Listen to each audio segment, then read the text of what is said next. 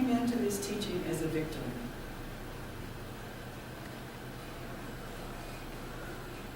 Many of us come into this teaching as a victim. We may not realize it, but we are. We're victims of what other people think of us. We're victims of what other people say to us. We're victims of our own selves. I was a victim because I let what other people thought of me and thought they knew how my life should be. I let their opinions matter to me more than my opinion of myself. This is how I was a victim.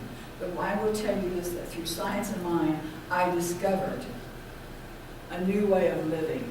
I discovered a power that is within me that overrode everything else. When I was a psychology major, there was a particular theory that I began to take as my own because it resonated with me at a very deep level. And that theory is called external and internal locus of control. And what that simply means is that there are people who blame or give credit to whatever's going on in their lives. They blame it on something or someone outside of themselves. Or they give credit to something or someone outside of themselves. If something's good going on, well, I'm just lucky. If something bad's going on, well, that's just my luck. You hear it all the time. You hear people say, well, with my luck, blah, blah, blah, blah, blah.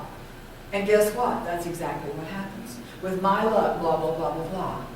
It doesn't matter if it's good or bad. If they're thinking it's luck that brought it about, then that's the way it's going to be.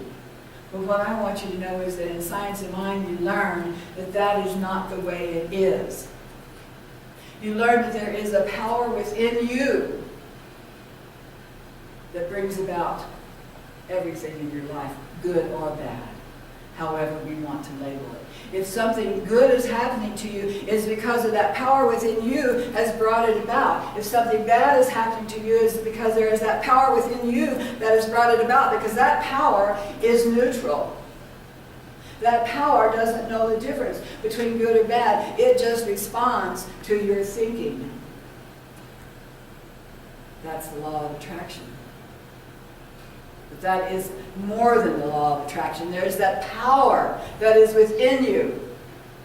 If you're a reader of the Bible, you remember that Jesus had this power. He had the power to say to the person who was paralyzed, do you want to walk? And the person who was paralyzed said, well, yes, I do. And he said, well, then get up, take up your bed, and walk. And the man did, because he believed Jesus, but because Jesus knew the power within himself. And there's also Judas, who used the power as well.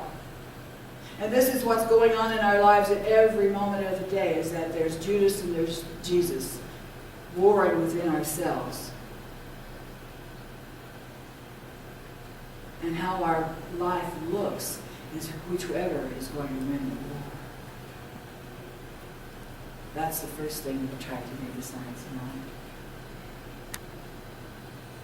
I began to realize that I had this power within me, and that I could use it to have the kind of life that I wanted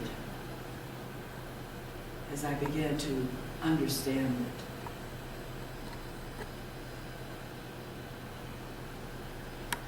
In my earlier years, the teachings that I grew up with, I heard a lot about the will of God.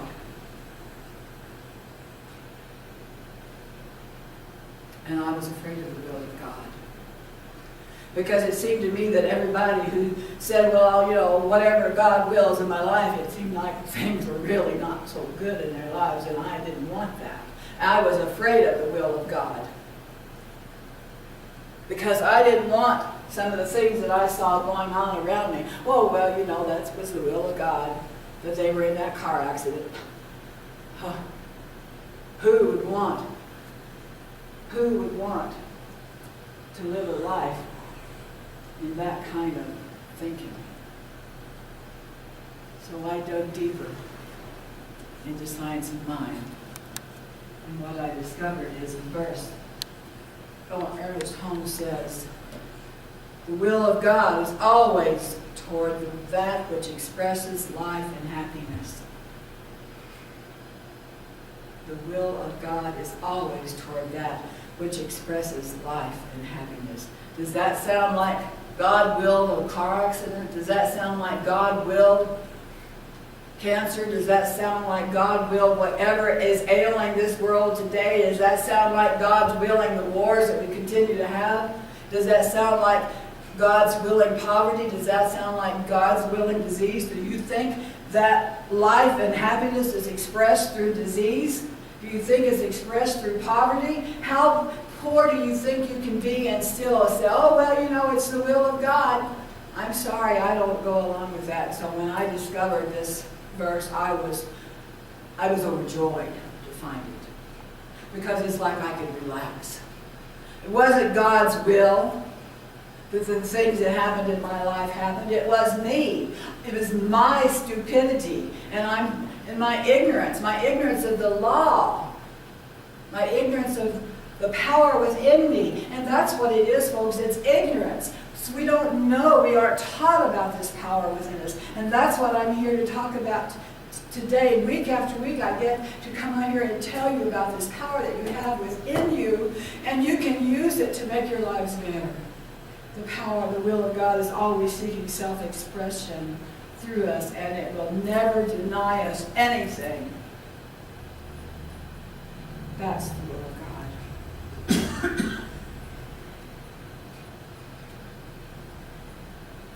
One of the things I discovered about myself as I go along in this spiritual journey,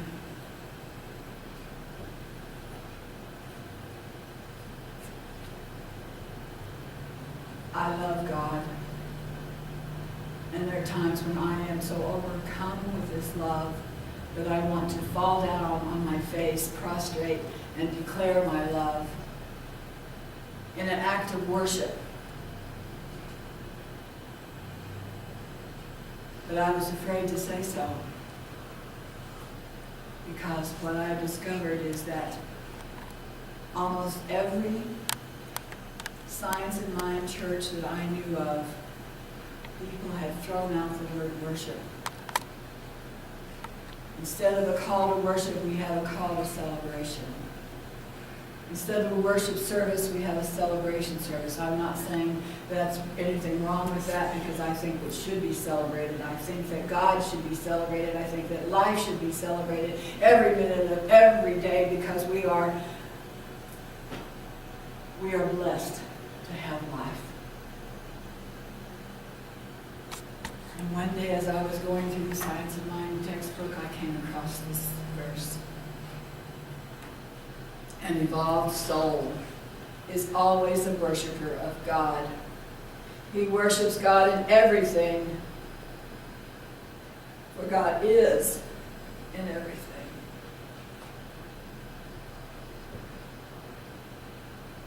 So I discovered I didn't care what people thought anymore. And if I felt like I wanted to worship God, then I was going to worship God. It didn't matter what words I used. If you don't like it, then you don't have to be here, because I worship God. Because I know that in the worshiping of God, I'm paying homage to that great Creator that created this universe. And my God, how can you not worship something that created this vast universe?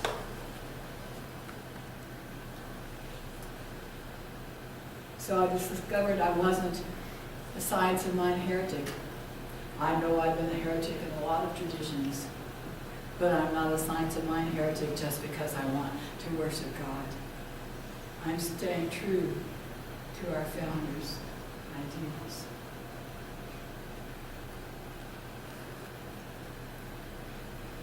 But this has become my credo in my life. Ernest Holmes says, love is the very flame of the universe. It is more than the flame, it is the fire itself. Love is the fire of the universe. And that is my credo. That is what I want to live by the rest of my life. I want to be so infused with that love, the love that is God. I want to feel that love that is God. I want to penetrate every cell in my body. I want to let it wash out and over me and through me and from me. I want it to be something that you can see and feel. I want it to be so strong in my life that there is no doubt in anyone's mind. Because what I know is that when we have that love, and we can live in that love, and we can live from that love, I know then we will have what it is that we want, and all of us know what we want. We want peace. We want joy. And that's what I want. I want the joy, and I want the peace, and I know it is living that love. And so that is my goal. Do I achieve it? No. Not every day, not every minute. There are days when I let my ego take command, and it's really easy to do that. It is so easy to forget that I want love and to just let my ego have its way with me. And then I realize what I'm doing, and I give it a good kick in the pants and remember who I am and what it is that I want and how I want to live. This is what I discovered as I had done a deep dive into science of mind and a deep dive into myself and into God.